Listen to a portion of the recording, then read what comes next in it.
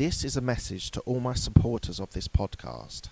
I'm introducing a new supporters program. You can contribute a small amount as a one-off payment to show your love for this podcast.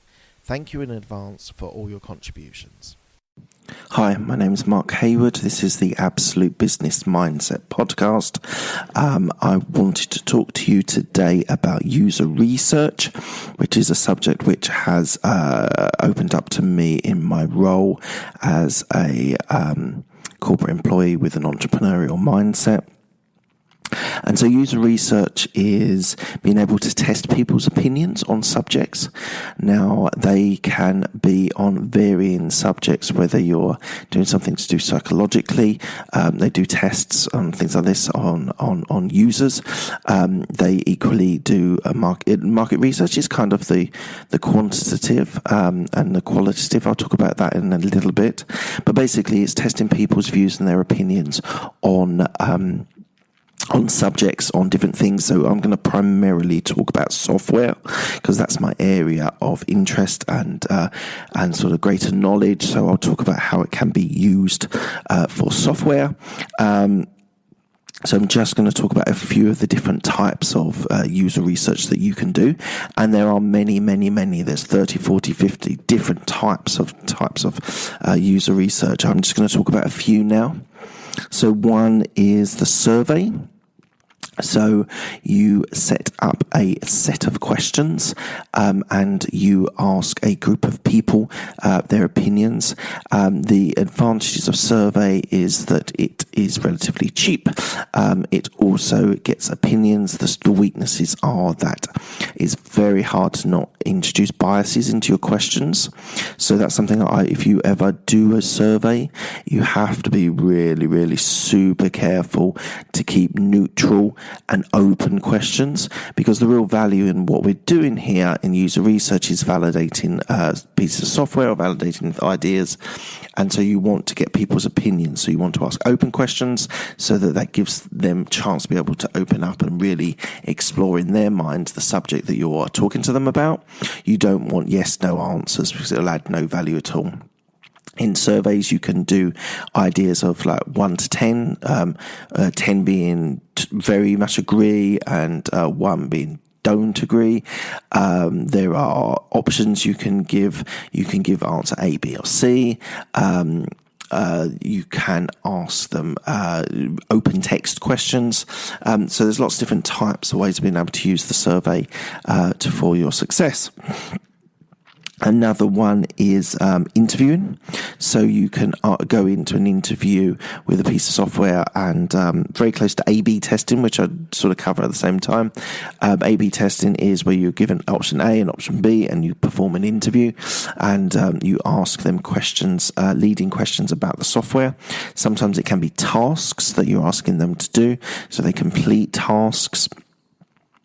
And then get their opinions on how it worked. Often in software, you want to know about usability, and this is user research. The key thing is finding out what the user experience was like, whether they enjoyed it, whether it took too many clicks, how quick they got there, was it intuitive?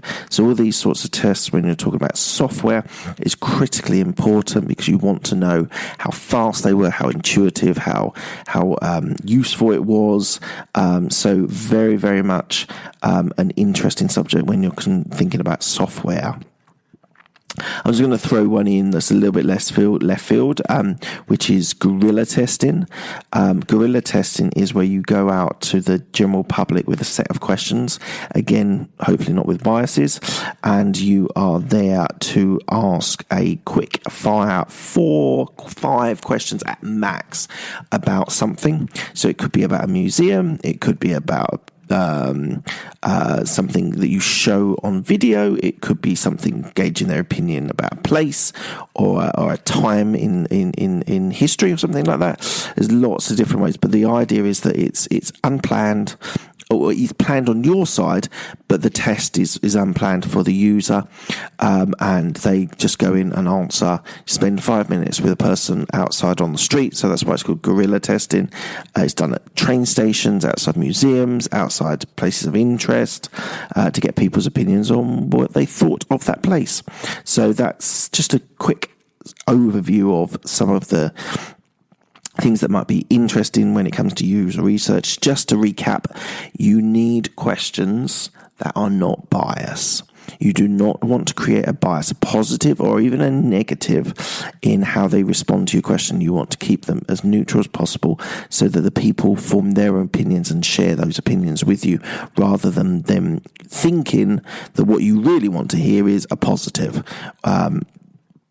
Where in actual fact, you as a user researcher, you just want to find the truth. You don't really want to find what your opinions are on a given subject. So you've got to be really, really careful about that. So just to cap on quantitative and qualitative research.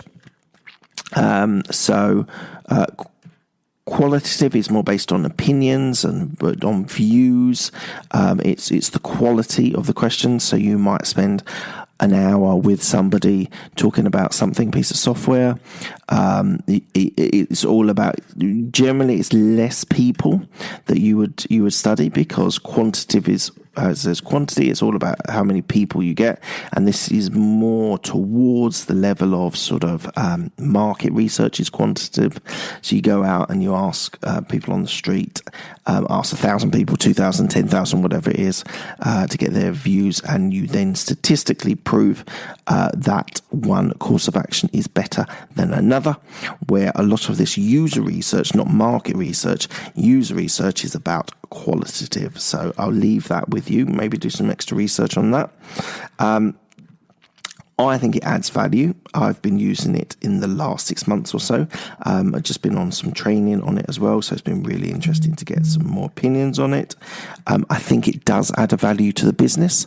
I think it stops people leading their business on hunches and on sort of views of the experts, which I'm always very, very cautious of.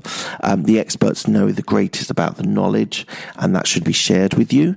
But equally, they should not be the people driving the business, because their expertise can sometimes enclose their views very much on what they experience within their expertise. Where if you're asking a set of people, whether it's in your business and then you cover different types of users, that is also important. You should not just be getting one type, whether it's demographic or whether it's a job role, whether it's an expertise. You should be getting a cross section of the people, and therefore you're not getting hunches that they think this is the best for the business. So very interesting, very helpful to business. I believe it does add value, and that you should be thinking in your role, job, or business to think about using different types of user research to validate where you're heading in a direction, rather than doing just something that you want to do. So if you're an entrepreneur, you might be fascinated by something and driving that, but there might not be commercial value in it. And essentially for any entrepreneur, you want commercial value, and therefore you do need to think about what the business, what the market wants, rather than just what you want. Okay, check me out on Twitter, Mark J. Hayward. There's also my YouTube. Please check that out, Mark Hayward. There is the website with so Absolute Business Mindset, and you can hear me on Twitter, on Spotify, on iTunes, and various other places for this podcast. I hope you enjoyed it. Thank you very much.